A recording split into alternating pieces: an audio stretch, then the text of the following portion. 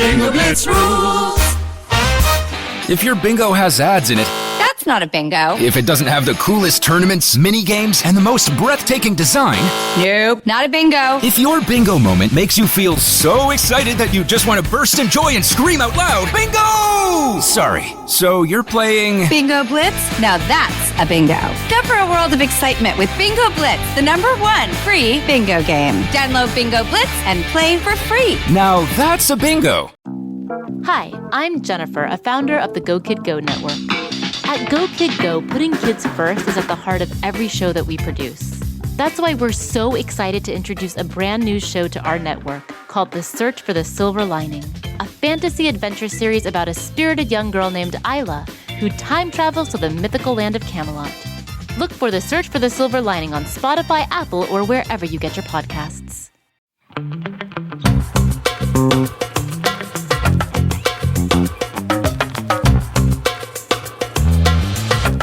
Hello and welcome to Don't Blame Me. This is an advice podcast where you guys call in with questions you have about your life, situations that you're dealing with, and we give you advice.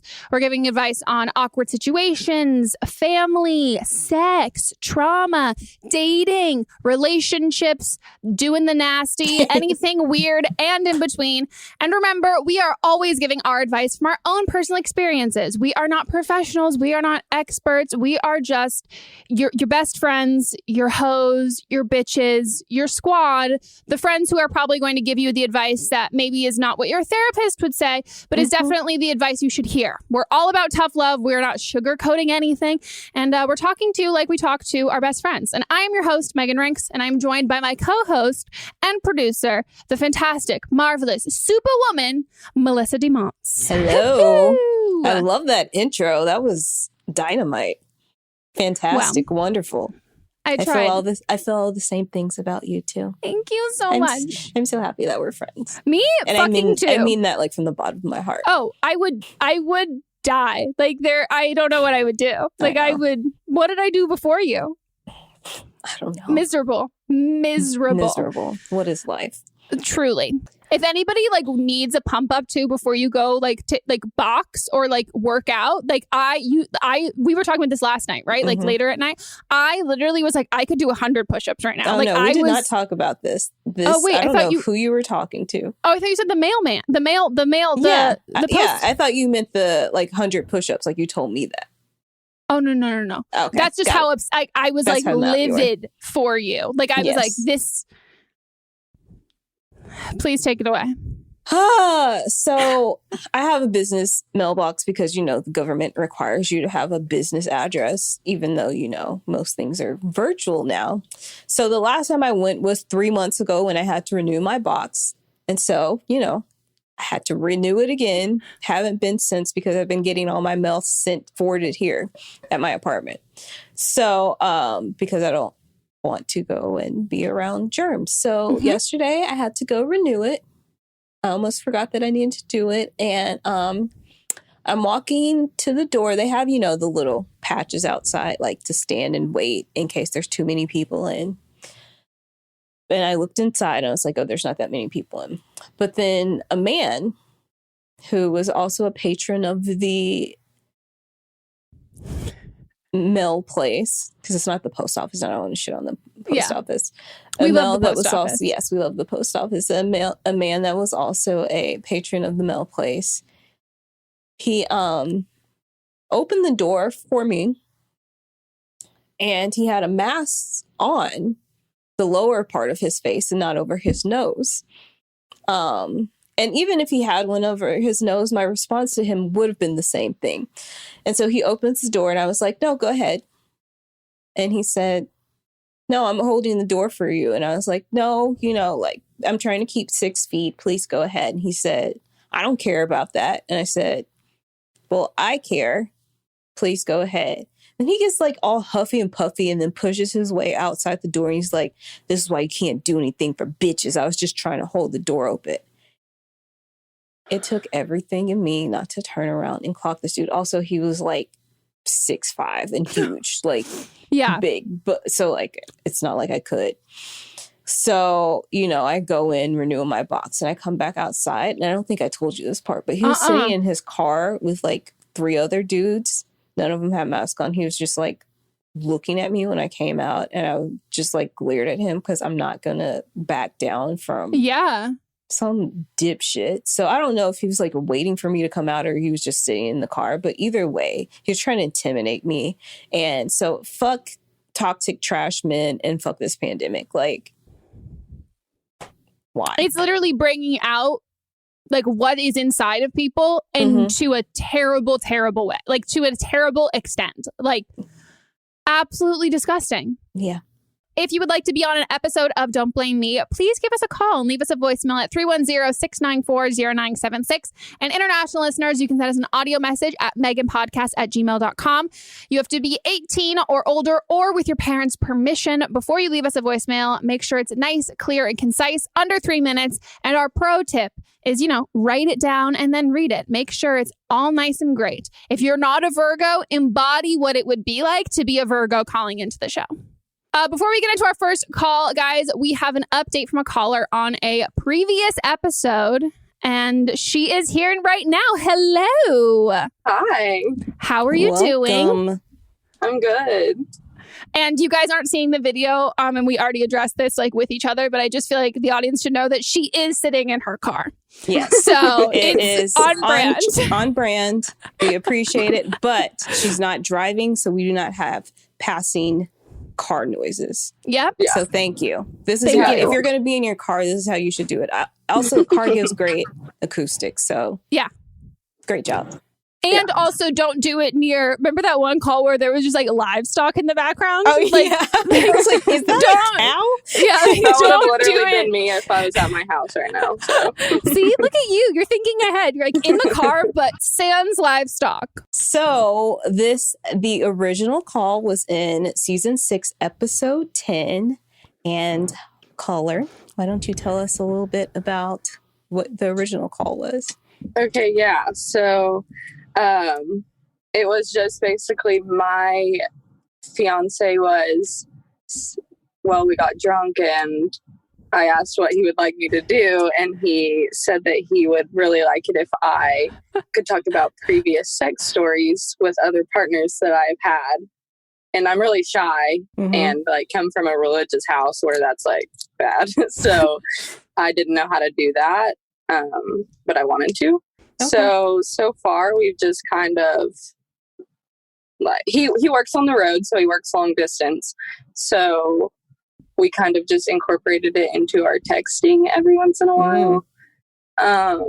It's still like a little bit uncomfortable and odd for me, but we've tried to do it that way before we like try to do it in person, and that seems to be working. That's what I would do. Yeah, it's like a little warm up, a little tease. Yeah. And it's in writing too, so you can edit yourself.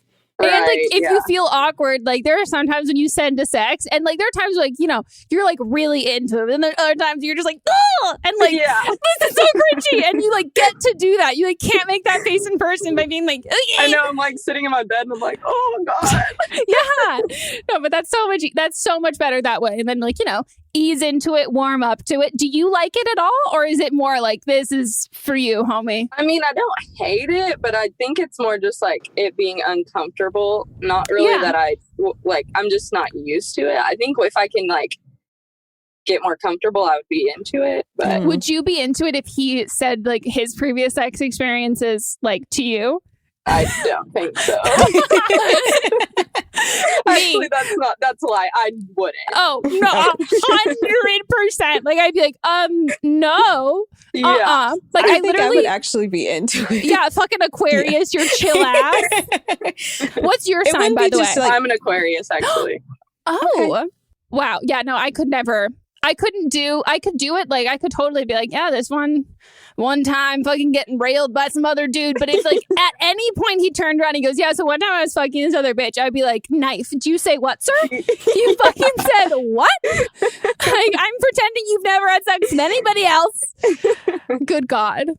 But that's great though. I think that's a good way to like ease into it. And as long as, you know, he's not trying to tell you. Yeah, right? no. Yeah, he has not. I think he knows better. So, like, what are like next steps? Like, is it like FaceTime next? We haven't really even got there or like talked about that. So I would assume that would probably be next, but we really are just going pretty slow. Fuck yeah. Do you think it's like, not that it's like wouldn't be working or whatever, but like, has he given like positive feedback? Like, yeah, this is good. Well, like, if I'm like, is that what you're looking for? Or like, whatever, he'll be like, yeah, that's good. Or like, he hasn't said anything's bad, so I hope it's not. Oh, that's great. Are you getting like descriptive, or are you like, you know, you put the lobster into the cold water and then you turn it up? Yeah, like And I then it slowly starts would say screaming. like a couple of things, and he'd be like, "Tell me more." Like what? And I was like, "Okay." My like memory graphic. would not be good enough for that. And also, I know. like, That was literally another thing. I was like, I just feel like I don't really remember that good. and also, like, this is your fiance. This is who, like, you want to end up with. Like, I know for me, I'm like, okay, I've had, like, a couple of, like, other, like, specific, like, really bomb sexual experiences. People are like, but do you want me to talk about, like, do I have to, like, glamorize and make it seem like, oh, he was great. He couldn't find the clit. It was so fun. I loved it. Like, what? And But also, like, at some point, you're going to run out of stories. right? Yeah, I know. Oh, true. That's so funny. I love it. That's amazing. What's his sign? Cancer. Huh. Male cancers are a different I just like don't totally get them. And I say that one of my best friends is a male cancer, and I like love him to death, but like I'm like, you are so like, I don't get you. Like, you're so mysterious. But it's a good pairing, Aquarius and Cancer, just because I both like Aquariuses and Cancers. I have no idea if astrologically it matters. To be fair, astrologically, Capricorn and Leo, which is me and Monts, is by far the worst pairing. Like they're all, like, I don't it's like think awful. Cancer and Aquarius have that good of an outlook, but Who cares? Fuck it. You're making it work. It's all first impressions anyway. That's really what it is. Amazing. Okay, well, great. Thank you so much for giving us an update. We appreciate it and absolutely love it. And makes me happy when people, like, you know, listen to the show and then call in, and then they continue listening after we've answered their call, and then they're like, and we'll give you an update. Like, that makes me feel really fucking good. So thank you so much.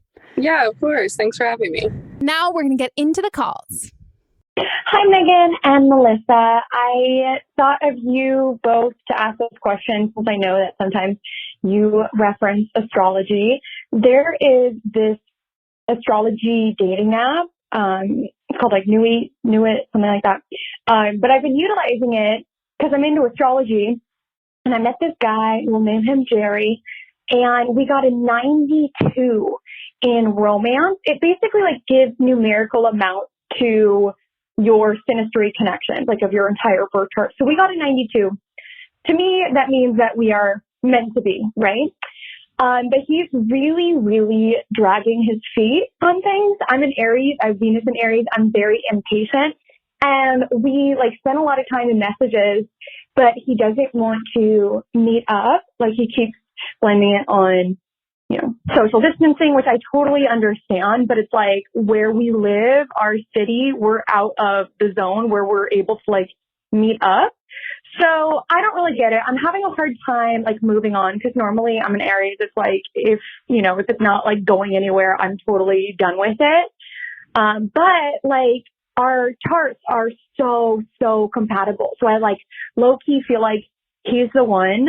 So I'm looking for some advice. Like, you think that he's making that an excuse? Like, he still messages me all the time. Or should I just move on, even though our stars are aligned and we're literally meant to be? And I don't know why he's not recognizing that. We have a 92, for God's sake. But anyways, appreciate any insight you can give. Love the pod. Have a beautiful day. I feel like this is what people think we feel about astrology when they're like, they're obsessed with astrology. And remember being like, whoa, pump the brakes, Aries. Pump the fucking brakes. First of all, this is your fucking PSA and reminder. We are in a fucking pandemic, and the Cheeto that is our fucking president in the White House is an absolute load of shit. So any fucking government mandated thing or, oh, my city is fine, and you're within the US, it's not fucking fine. We have a fucking dictator, and his idiotic self first of all, he's a fucking the Chinese virus. I'm sorry, he's a fucking racist. And if we're gonna go just basically based on the pandemic stuff, the reason why the US is fucked up so much from this is because of our government and him. So then to listen to your government and be, oh well, they say our city's fine, even though we have no. Unless you live in fucking New Zealand or one of those, unless your school, all of that shit is fine, you're not fine. School shouldn't be in session. All of this shit shouldn't be happening. So to say like, oh, well, I'm just going to follow this. That's literally being like, okay, I'm going to follow this thing. And I know that the outcome is all of these people dying. And like, I'm going to keep doing the thing that we have been doing. Like, this is like, I don't even know what state you're in, but like California specifically, I have fucking people who I know who are like just being like, well, I'm following California's protocol. I'm like, you know how we've had the same protocol in place, even though we've increased in our like numbers every day. Right. You know that right? Means, and like they're starting to open like hair salons and stuff again. And like we're doing worse than we were when they put those there. So like cause and effect. Use your brain, guys. Yeah. So that's the first thing that like this like belittling of anyone who's like, well, are they blaming it on the pandemic? It's like, oh, actually what that sounds like to me. And like, you know, what we hear about on the other end is like, as soon as someone's being like, oh, let's meet up, like you and I, we're texting each other being like, oh, trash, fucking trash, like judging anyone who's trying to meet up during the pandemic. Whereas you're judging him for like blaming the pandemic on not wanting to meet up with you. So like, if anything, if I were him, harsh, but this is the truth. If I saw that you were trying to meet up with me during the pandemic, I would be like, yeah, I'm not that interested in this person anymore. Yep. 100% happened to me.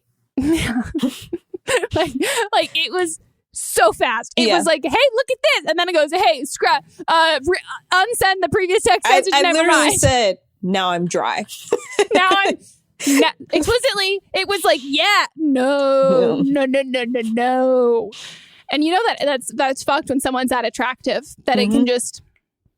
So that's what I would say about that aspect of it.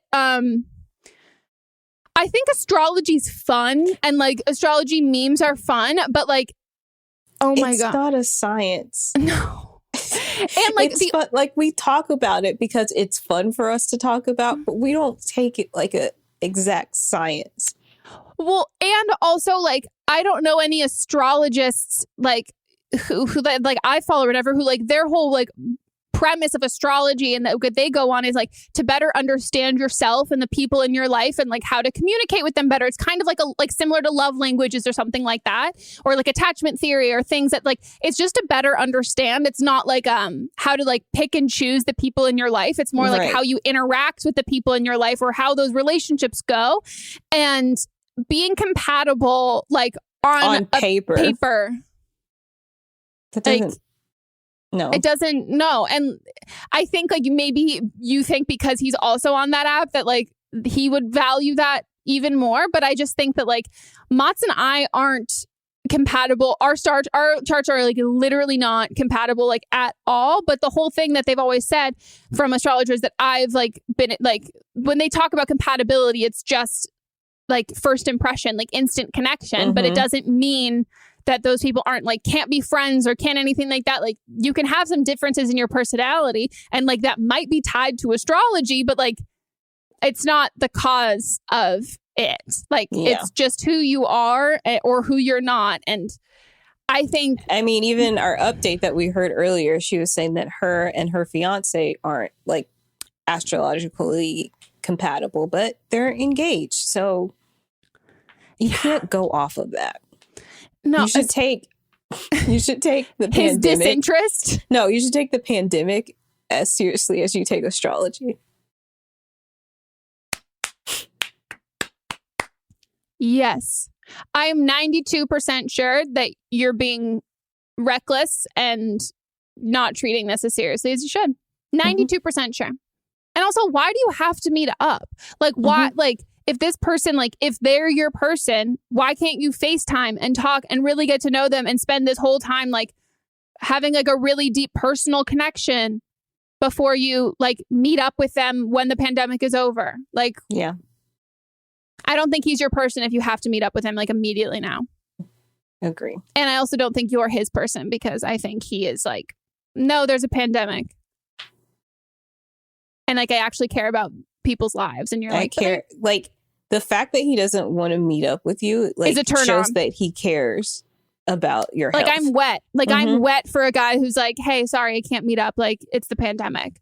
He's like, you know, I just, like, the immune, like, if a man tells me that he's worried about the immune compromised, pussy dripping, wop as fuck. You're concerned about everybody. You're wearing a mask with a filter. Wop as shit. Oof. Oh, Oof. ooh, my nipples are hard. Like, yes. Talk social distancing to me, daddy. Like, fuck yes. Let's go on to the next. Yeah. Hey guys, I'm calling in for some kind of relationship advice. It's kind of just a sticky situation I got myself into. So me and my boyfriend have been together for almost 2 years now. And when I met him, I told him I was a year older than I actually was. Not because for any specific reason, like, we just were friends at first, but I always tell people that I'm a year older than I actually am, because my birthday is, like, late, just according to, like, the school month, and I met him when we were in school. So yeah, I told him I was a year older than I actually was, and we've been dating for 2 years, so I've only had one birthday, like, just, like, with him, if that makes sense. And we're long distance right now, but I didn't really have to worry about it, like, because I had forgotten, like, he thought I was a year older. But this birthday coming up, I remembered again, and I realized, like, oh shoot, I need to tell him, because when I turn of age, or 21, I think that's of age. Like, I'm sure he's gonna want to do some things, like, that I actually have to be 21 for, and I feel really secure in our relationship, but I'm still like I'm just really, like, I don't know how to bring it up, because I don't know, I feel like that's kind of like a big confession type of thing. But yeah, I'm a Leo, he's a Taurus. Yeah, we are long distance again, but I know it was kind of fucked, or it is really fucked up for me to do in the first place, and, like, I acknowledge that, and I made a huge mistake. Well, not a huge one, but it's just kind of like a stupid one. Were you 17 when you met him? That's what it is. Well, because she's talking about, he thinks that, it sounds like he thinks she's turning 21 this year and she's turning 20. And so he, like, it sounds like he's going to want to do something 21 thing. And you're like, actually, I'm only turning 20. And so that, if you've been dating for 2 years, that means you're 18 now. Yeah. So you were 17. No, you're 19 now. 18. So you were 17 when you dated, right? When you started dating. I think so. If she's saying that this birthday that's coming up is her 21st. Well, that's literally the only fucking thing that would make sense. Like, I was either thinking you were either, like, lying about being 21 or you were lying about being, like, 18. Like, those are the ages that you are. This is just, like, the issue with this is manipulative in, like, doing this in the first place, because you're taking away his ability and his decision making if he doesn't want to date someone who's 17, which is very, very, very valid. And it's not up to you to decide if he's comfortable with that or not. Like, but then when you take that decision away from him, you're deciding that you don't trust that he will be comfortable. And so you don't care about how he feels about it. And also, again, there's also nothing hotter than a dude who's like, I'm so sorry, I don't want to, like, you're a little too young for me right now. Like, sexy, hot. You are not fetishizing young children. I love that. Like, thank you. Like, that's a good thing. That's also a great thing. I'm gonna level with you. I think it's kind of sus as fuck that this hasn't come up at all. Or like, has he ever hung out with your friends? Like, has he like? She says that her birthday is later in the year, so her friends are probably 18. Like, but like her friends, like for your birthday posts and stuff, do you have to like communicate with your friends and say like, hey, don't write my age anywhere? Oh, that's true. Like, that's the thing that like there's certain like lies, which is like it's a one-time line, it never comes up again. But like your age specifically is one that like I don't see it having happened that you said it one time and then you've had to like cover for a birthday. Like like that's a lot. Yeah. I mean, you shouldn't have done it. No. You shouldn't have done it. That puts him in an awkward situation. Also, how old is he?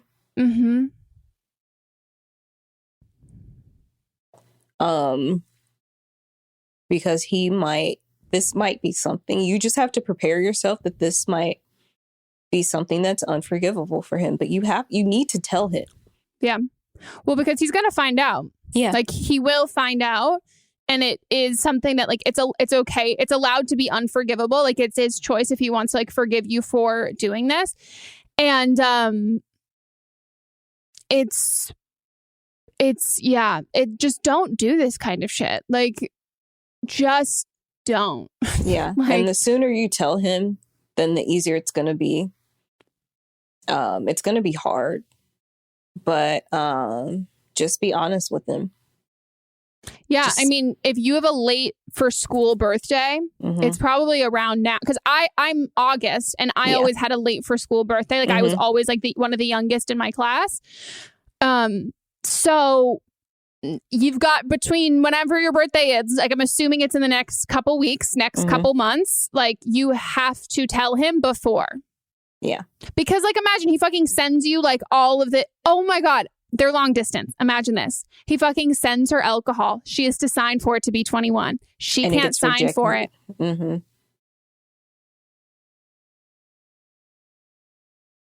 Like, and because your name's going to be on it. So they can't even have somebody else who's over 21 sign for it. It has to be their name on it, and then you sign for it. Like Moss, when he like orders like Bevmo shit, I can't sign for it, even though I'm over 21, but it's because it's his name.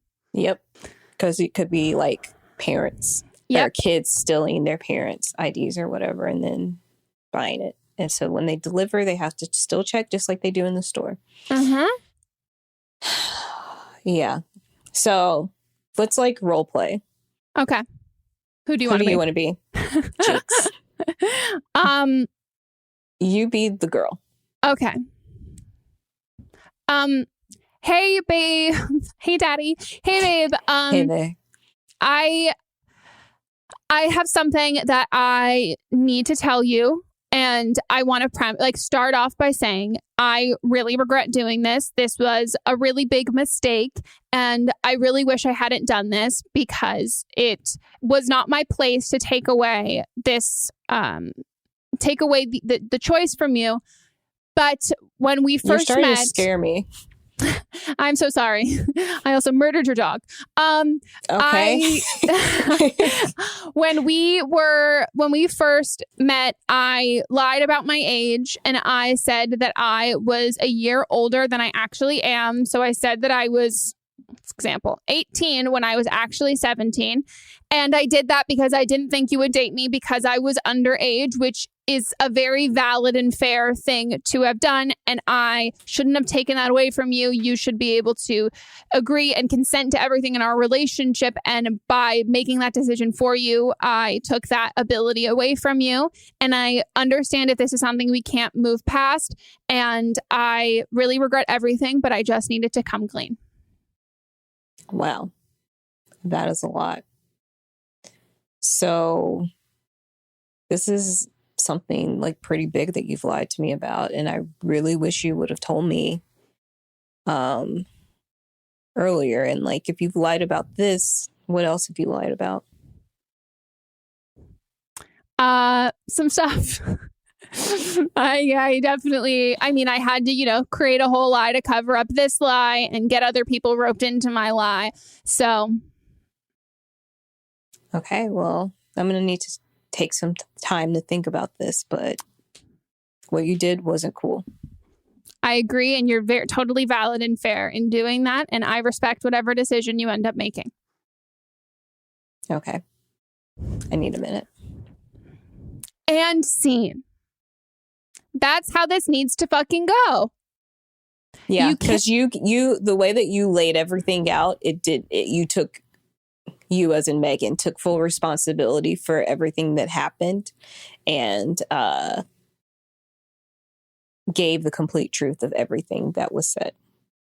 And when you let someone know that kind of thing, you can't qualify it with you can say this was the reason why I did it, and that's not but it's not but I did it because of this, and this, and that as if that justifies it. You can explain why you did it, but also it's everyone's preference of how they like apologies. When someone apologizes to me, I do want to know what was going through your head and why you did it, but I do want you to still assume responsibility. So that's super important. And you also have to recognize too that within all of this lie, there is the birthday you celebrated and that kind of lie. And if they want to break up with you because of this, that's their right. And that's okay. And you can't pressure someone into it or being well, I did this because I love you. And look how happy we are now. You don't get to compare the good times and be oh, look at this. It's a scale. It's a pro and con list. But look how great I've been. But I did this one little thing. It's in the past. Let's move on. It's completely on them if they want to or not. Good luck. So yeah, good luck. But anybody out there, don't ever lie about your age. Because it just puts people in an awkward position. It doesn't give people a choice. And you should be truthful with people from the beginning. Okay, guys, we're going to take a quick break and we'll be right back.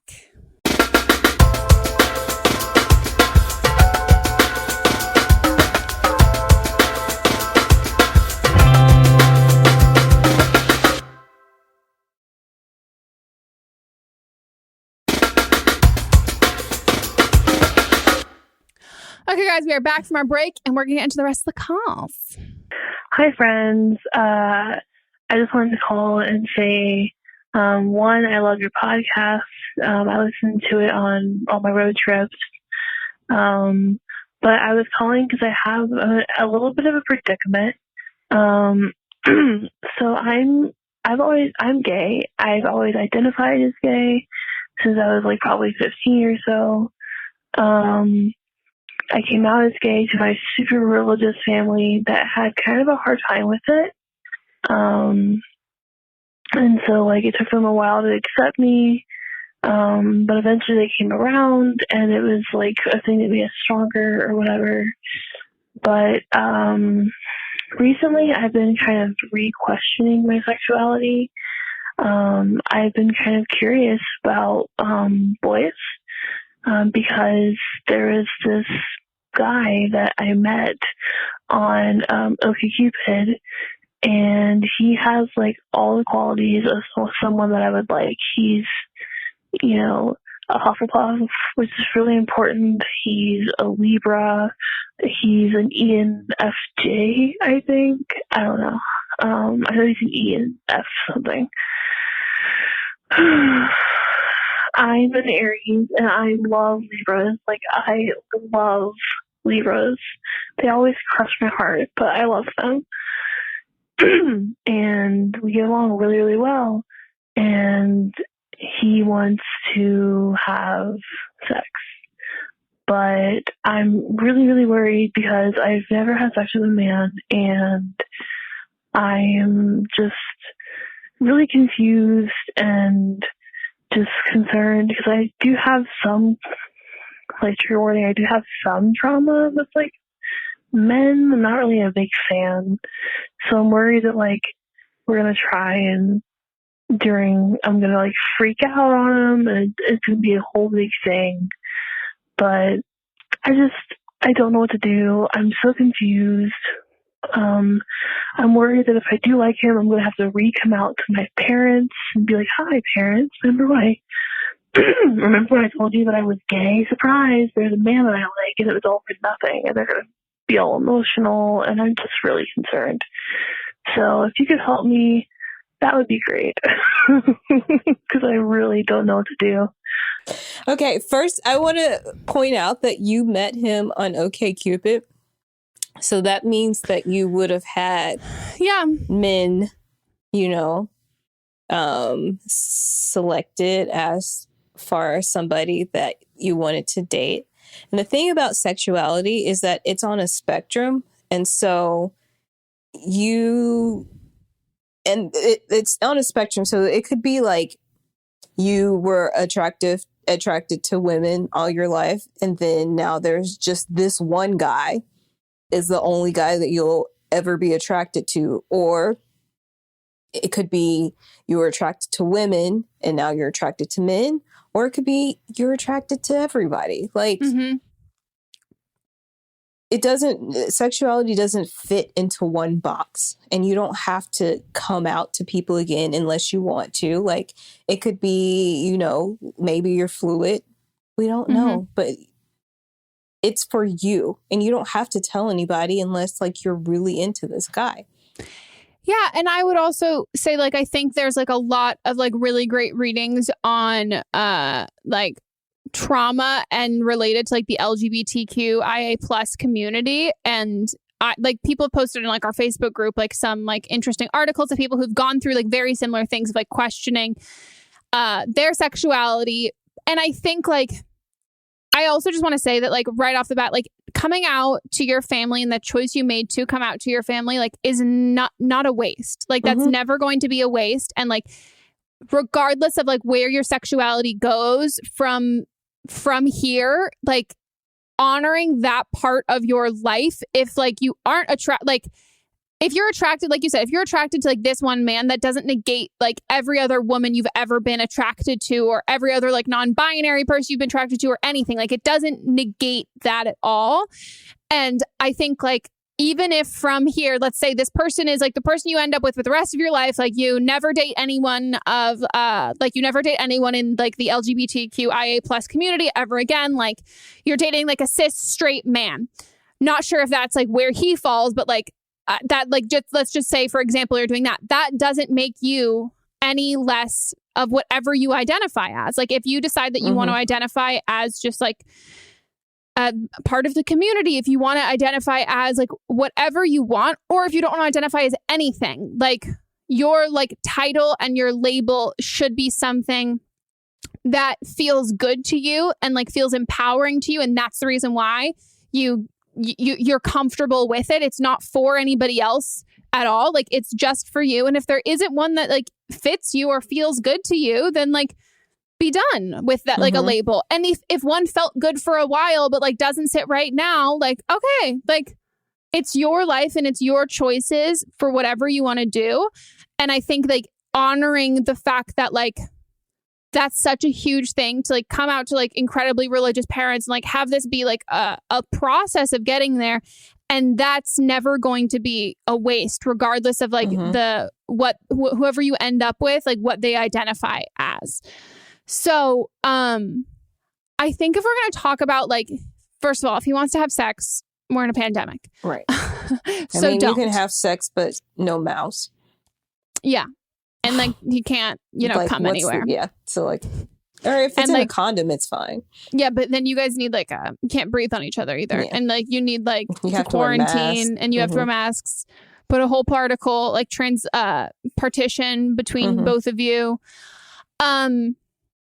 But I would say in future, if you decide that you, like, want to have a sexual experience with a man and, like, have your first one, like, I think all you really need to do is, like, clue him in and, like, let him know, like, hey, I've only been with women before. I have some, trauma in my past, and, like, I'm going to level with you. Like, I don't really know how this is going to go. And, like, if you don't want to hook up, that's totally fine. But, like, if you do, I just need you to understand that, like, I don't know how this is going to go. And, like, we're going to take this really slow. And, like, you're going to need to check in on me as we do this. And, like, this is just how it's going to be. And I think if you don't feel comfortable telling him that, I wouldn't sleep with, if you don't feel comfortable talking to someone when that you're going to sleep with, like about like if you're worried about the outcome or worried how it's going, like in that kind of way, then like I wouldn't do it. I think like you don't have to like, I don't think you have to like tell someone like if you've never had like penetrative sex before, I don't think you like, that's all your own business. But I think if it's about, if for you're concerned you're going to be in a very vulnerable state, I would make sure you're in that vulnerable state with someone who you can trust. And if you can't trust them, I wouldn't do that. But I also like, I don't think everyone who has sexual trauma needs to let the people that they're sleeping with know at all. Like however you want to reclaim your sexuality, do whatever the fuck you want with your body. But if you're concerned about your own vulnerability in a moment and it would make you feel better to like have someone clued in on it, then I think you should totally do that, because it can be very like, I also think that might weed out like if you like want to sleep with them or not. But yeah, I think it's like everything you said, like it doesn't need your sexuality, and like it can totally change. And this could just be like the one person that you're interested in. And also it could be I'm not going to say a phase, because like sexuality is not a phase, but like it could just be like, oh, I'm curious. Like I'm curious. And then maybe you try it. Maybe you don't like it. Maybe you do like it. And I don't think you need to feel like a pressure. Like you're in a hole. Like you can't get out of anything. You're not backing yourself into any type of corner. That's the beautiful thing about sexuality. Yeah. And I think that we give like straight people who or like let's say like people who have like lived so much of their life like, you know, in like heteronormative relationships, if they then decide like once they're older, like recognizing their sexuality and they're like, that's great. But like I don't think that there's that same sort of understanding in the queer I'm not a part of the queer community, but in some of like friends that I've had who have like identified as strictly one way or the other, and then they like hook up with a girl or hook up with a guy, and that it feels like wrong. But it's like, we need to normalize like gender and sexuality as being like a who the fuck cares and who the fuck knows. Not my business, not my problem. Like two consenting adults, have fucking fun. Do whatever the fuck you want. I've been with my boyfriend for a little over 3 years. I'm a Leo. He's a Sagittarius. I've known him practically my whole life, ever since elementary school. And me and his mom were super, super close. Literally talked almost every day. I would visit her at work. We would go on dinner dates together. I saw her as one of my friends, not my boyfriend's mom. Well, I used to work at this type of establishment. It was kind of like a strip club, but not really. But we did dress like strippers, but we didn't dance. But it was also partial nudity, and we kept it a secret. And she somehow found out that I worked at that type of establishment, and she also found out what I was wearing. And when she brought it up to my boyfriend, he was super embarrassed, and he got really mad at me. And I was really confused, because I was like, you gave me permission to, you know, work at this job. I asked you if you were okay with it. He said yes. So I was like, okay, cool. If he wasn't okay with it, I totally would have left, because I don't have any problem with that. Anyways, she found out, and it was really, really awkward. And also she found out the first week of shelter in place here in California. And I hadn't talked to her for months. And then just one day I decided to reach out and like, hey, like, I know you know where I used to work at. If you want to talk, like, I'm really sorry. I just feel super awkward about this situation. And then she ended up texting back like, hey, we don't have to talk about it if you don't want to.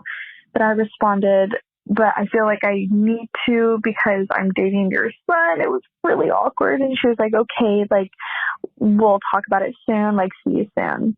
And it's been months since I have last seen her, and she never texted me back. So what do? I want to reach out and like rekindle our relationship, because I'm literally planning on like having kids with this man and marrying this man. And we live together and have lived together for like 2 years. So please, if you have any advice on how to reach out, if I should reach out, if I should not reach out, what do I do?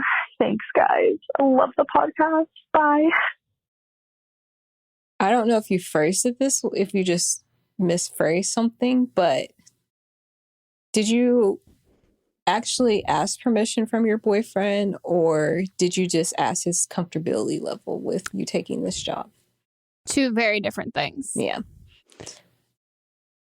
Because there's like your partner's comfortability in like that's, it goes both ways. It's totally valid. Like if you're uncomfortable with something your partner's doing, like I think it is great for everyone to ask, but like I think that there's also an extent to that. Like if your partner is not comfortable with like you hanging out alone with your ex, like, right. Okay, I'm not really comfortable with that. But then if there's like, hey, I'm not really comfortable about like your own body autonomy, like you, and like if it's something that like you're passionate about, you really care about, and like you're totally cool with, or if it's like one of those like, but you actually work there. But I would say like if it was one of those things, like hypothetically, if I became a porn star, how would you feel? Like versus like hey, I'm giving you a heads up, but I want to like see how comfortable you are. I'm not totally tied to this idea. I was just thinking about it. But like there's a big difference between that. And then like, but also this is like where the red flag fucking city popping up.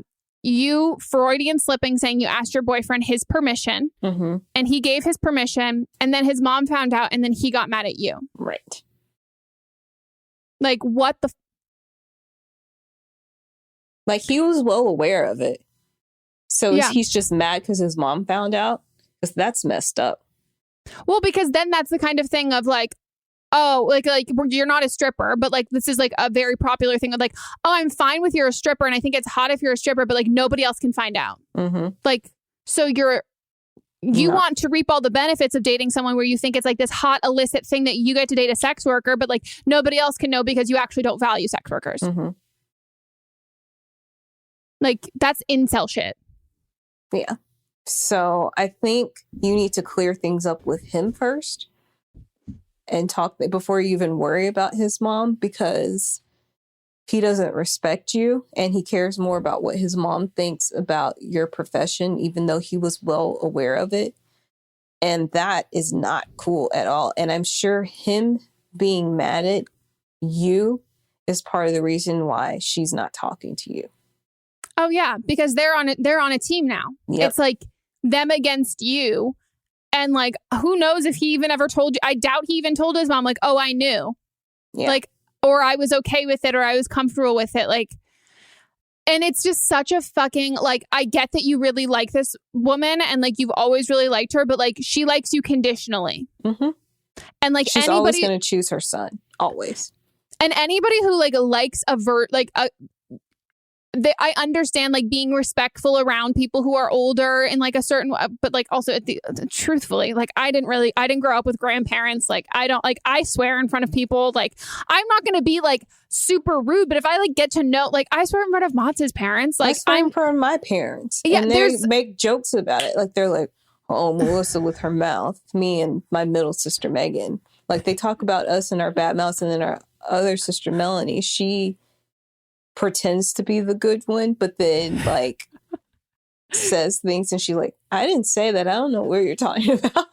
That's so funny. But that's like, I think that like it's totally fine to like want to be respectful, especially when it's like not your parents. Like, yeah, we're not going to walk into like someone's home and just start like cussing and like whipping out a fucking tit. You gotta read the fucking room. Yeah, but there's also like an extent of, okay, so then you have been, she's going to take something that is like so minuscule. Like she knows you. She's known you for all of these years, and she's going to like throw away a relationship on a job that you had. Yeah.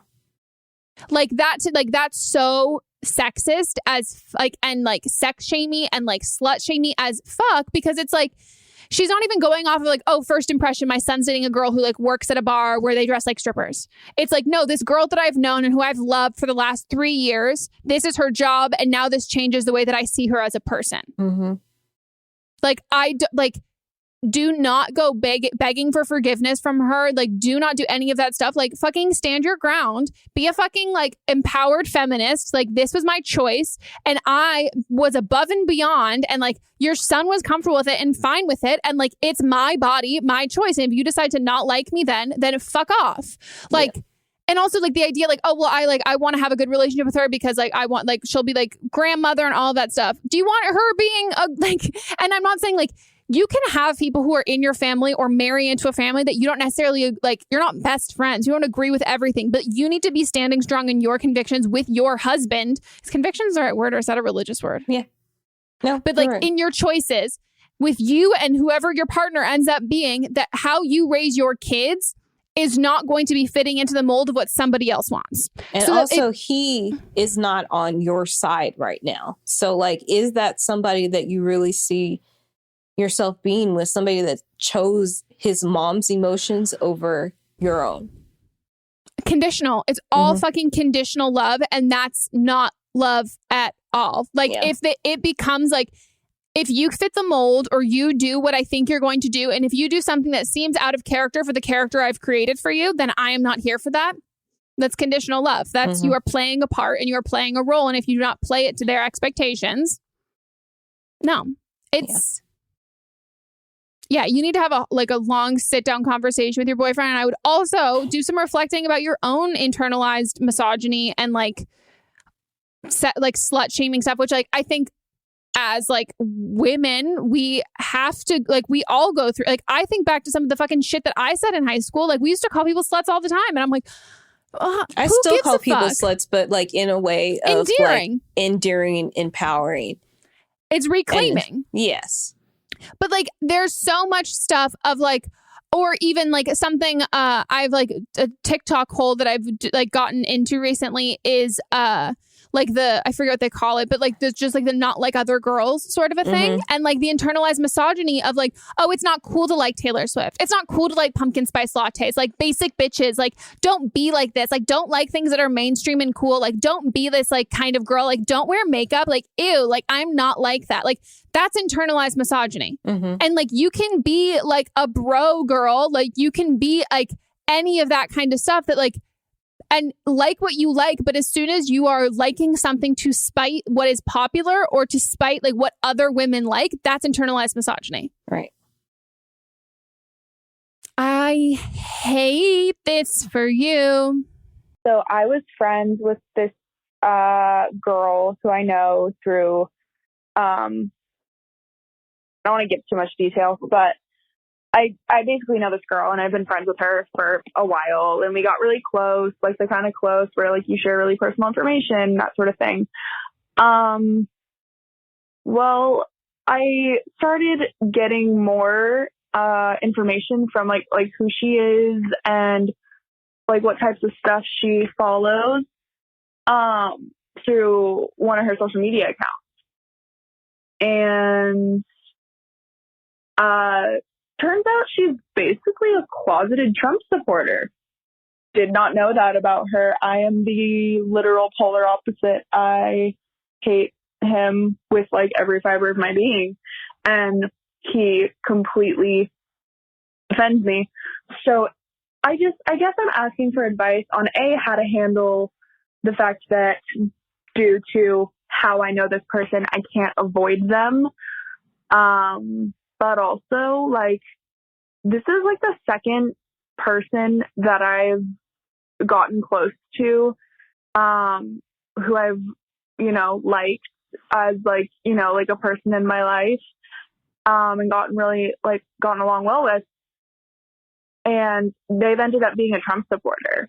And I guess I'm asking for, like, how do I find these red flags? Like, why am I not seeing them? I am so anti-Trump. Like, I am so actively anti-Trump, and I am all the things against him because he's so terrible. And, like, as a woman, like, I can't fathom anyone supporting him, like, wholeheartedly. And I just, like, how do I find these red flags? Because, like, I am really struggling Any advice you have would be great. Thank you. I think in this time and day and age, you just got to ask people straight up. Yeah. I mean, I definitely think there are things that you can look for as somebody who does this a lot. Mm-hmm. She really does. I really do. I do this every day. I also do it before I respond to people, like in DMs. Like if you haven't posted anything about Black Lives Matter on your grid and you want to like talk to me about like, if you like lead in with a DM that like, I know where you stand, and then like, but you're trying to make it seem like, well, I totally like, you know, I just like have a question, like just want to clarify. And I'm like, okay, I can see from your profile that like, you're not wearing a mask at all. Like you're with lots of people, like you're partying in your stories. You follow Tommy Lauren on Instagram as well as every other social platform. And you also follow Trump and you also follow Mitt Romney. Okay, cool. And then we've got like, you know, just like nothing on your stories. And then we've also got, you know, QAnon shit on there too. Okay, cool. So, oh God. I know. So what I would say is like, truthfully, the first thing is look at who people are following. There is something that blows my mind. And this is like a narrative that a lot of conservatives have. Oh, look at me. I said a lot. I didn't say all, but stay mad in the comments. Go for it. Don't give a shit. That like, I need to listen. I'm going to be friends with people who are liberal because I want to hear both sides. So like, I want to be around all of that kind of stuff. And I'm also not going to be a loud Trump supporter, but I'm going to like sit here quietly and be okay being friends with you. Because then when you find out that I'm a Trump supporter and you're not okay being friends with me, I'm going to turn that on you about how you are intolerant. Mm-hmm. That's what it is. It is just a mind game. It is not because they actually care about you. It's not because they actually want to be friends with you. It is truly, if they're like like fucking Trump supporter, not like, oh, my parents are, and like I'm trying to figure out my own political views, and like I don't really know, and like I'm exploring and kind of understanding, and I'm definitely going to end up being a socialist in like 2 years, versus the people who like are steadfast fucking alt-right Republicans, conservative Trump supporters. If they are becoming friends with, it is purely just a fucking chess move. So then they can flip the narrative back on you about how you are intolerant and about how, look, I'm okay with this. Like I thought the left was all about being tolerant, and like I get that all the time when I like call when I call racist people out on Twitter and I say I think you're late for the Klan meeting, Becky, and they're like, I thought you're like you're like liberals, like you're bullying me, and I'm like, yes, I am bullying you. I never said I wasn't a fucking bully. Get off my timeline. Like, bitch, fuck off. Like, and you just want to do that because it's like, oh, well, I thought you guys were all about blah, blah, blah, blah, blah. And I'm like, yeah. Okay, fuck off. Like, just truly just fuck off. But I think that the first thing, I think you're right. Like, ask people straight up. But I think like, after you ask them, if you also don't believe them, like fucking look on their socials, look at who they're following, look at who they're following on, look who they like on Facebook, look at who they're retweeting things from. Like maybe it's like a local news station, but that local news station, or like a local news anchor or something, but that local news anchor is only retweeting Ben Shapiro shit. Like, and you know, you can casually drop things in conversation like about immigration, about As a podcast network, our first priority has always been audio and the stories we're able to share with you. But at Realm, we also sell some pretty cool merch, and organizing that was made both possible and easy with Shopify. When you think about successful businesses like Aloe or Allbirds or Skims, an often overlooked secret is the business behind the business that makes selling and, for shoppers, buying simple. For millions of businesses, that business is Shopify. That's because nobody does selling better than Shopify. It's the home of the #1 checkout on the planet. And the not-so-secret secret that's definitely worth talking about is that Shop Pay boosts conversions up to 50%. That's more happy customers and way more sales going. If you're hoping to grow your business, your commerce platform better be ready to sell wherever your customers are scrolling or strolling, on the web, in your store, in their feed, and everywhere in between. Businesses that sell more, sell on Shopify. Upgrade your business and get the same checkout we use with Shopify. Sign up for your $1 per month trial period at shopify.com/realm, all lowercase. Go to shopify.com/realm to upgrade your selling today. Shopify.com/realm.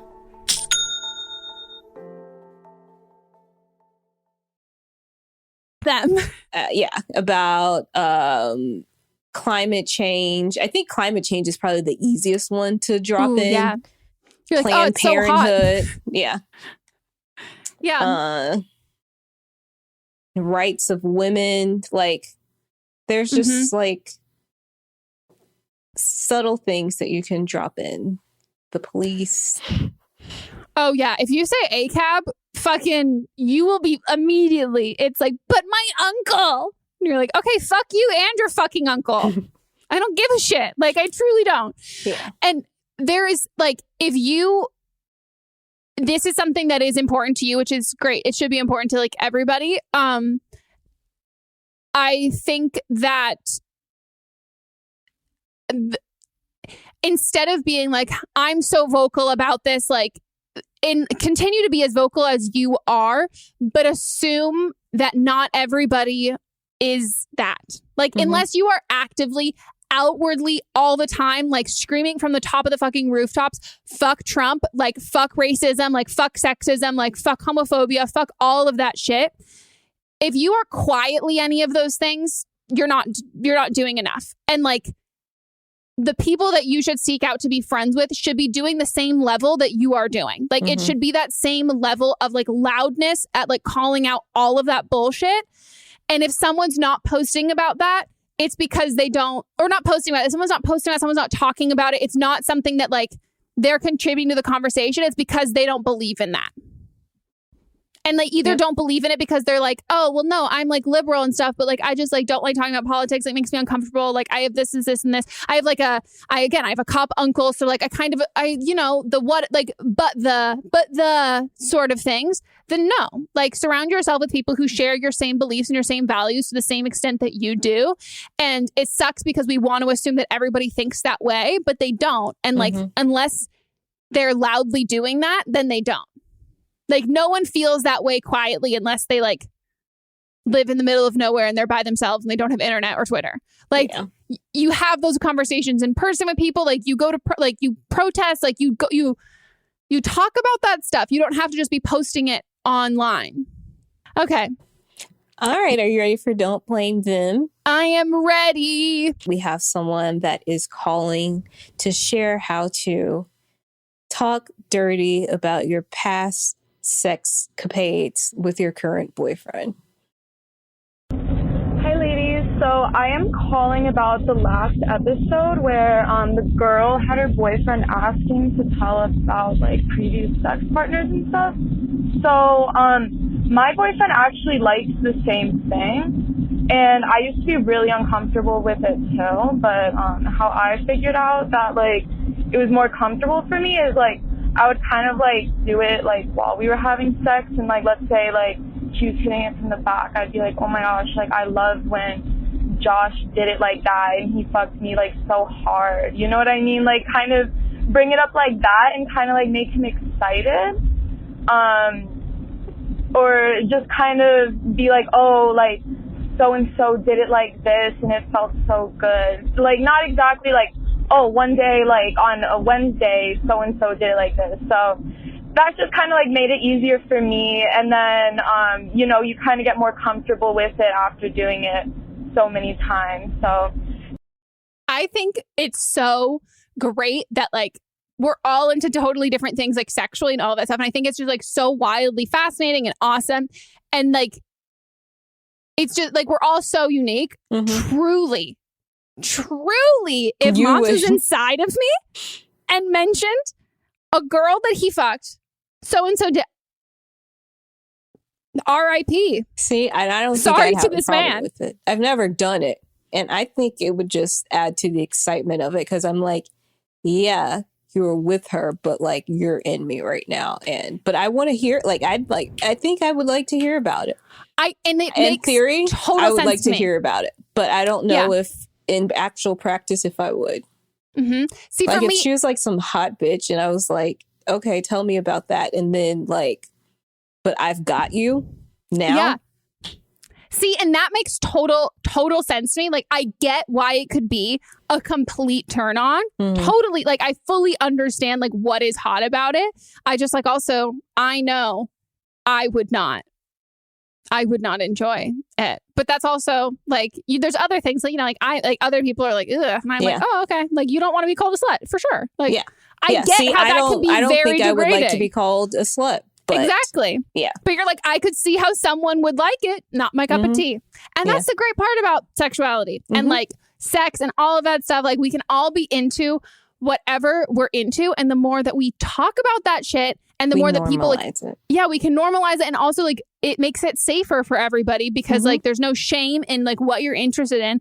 And then also that like reclaiming that, like, it's not just doing things that like, doing things that you're uncomfortable with. It's like, the more I understand these things, like doing things like, how can I make this something that I'm also into? And how can my partner reciprocate that and do something that I'm into that they feel comfortable with? And then like in turn, and I also think like whatever you're doing sexually, like the reason why you do it, if it's not something you're originally into, is because it turns your partner on, which then in turn should turn you on. Like, there needs to be this like mutual enjoyment of it to an extent that like maybe it's not like, that like doesn't get me hard, but like the fact that it gets you hard makes me like fucking, I'm here for it. Yeah. So I think that's wildly interesting. But I like, can you imagine? I just imagine like you don't like, and I never do this, everybody, like ever, but like imagine if you like never had the conversation before. You're just someone who's listening to the podcast being like, I want to try it on my partner, and just says it. No, in every instance of these that we have had, they always discuss it before. Have to. It's like finger in the butt. You can't just go for it. Consent, everybody. Do a little scratching above, will tickle above, be like, and be like, do you cool like with this? Would you be okay if I... Anything. Yep. Communication, consent. Okay, guys, that is it for our episode. Thank you so much for listening. If you want to call in for an upcoming episode, the phone number is 310-694-0976. And international listeners, you can send us an audio message at meghanpodcast@gmail.com. If you want to listen ad-free, where can they listen, Melissa? They can listen on Stitcher Premium. Get it. Follow us on socials, Twitter, Instagram. You can also follow the podcast on socials. Hey, check out the new podcast website that I redid recently. It looks so good. Also, I love my bio that I wrote. I think it's the best thing I've ever written in my life. It's honestly fantastic, and I need to write my bio, a new one, because it's fantastic. Yeah, we'll see you guys next time. Bye.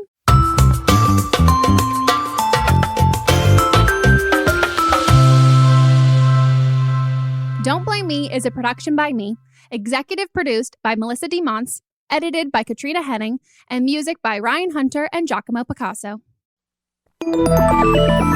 Listening to a podcast should be time well spent, and I promise it will be if you'll give this podcast a try. It's called Something You Should Know. I'm the host, Mike Carruthers, and in every episode, I talk with leading experts on topics I know you will find fascinating.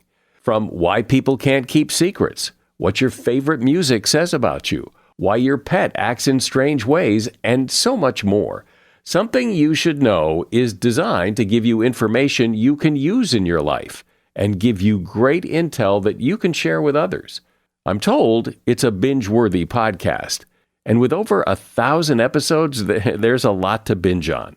Something You Should Know has been ranked in the top of the Apple Podcast charts consistently for a long time. I know you're going to like this. I just need to get you to try it. Something You Should Know. It's available wherever you listen to podcasts. What's up, everyone? It's Noah Daniels. Hey, y'all. I'm JJ. Hey, guys. It's Kat. And we're your hosts of the Real Hauntings podcast, where we bring on guests who share their first-hand encounter ghost stories and supernatural experiences. Now on to the trailer. I've been warned to not tell this story, but I think because of the way it ends, it's okay to tell this story, because some people say that with certain entities, to like speak of them or talk about them or in any way like portray them as powerful will attract them to other people. the creepiest thing about it to me is a lot of times it would wait for me to notice it. Like, it would just lay its arm out like this, and then I'd be like, where is it? Where is it? And then I'd see it, and then it would just slither back. For more information on the Real Hauntings, Real Ghost Stories podcast, make sure you check out real.fm to learn more about our podcast and many other amazing podcasts.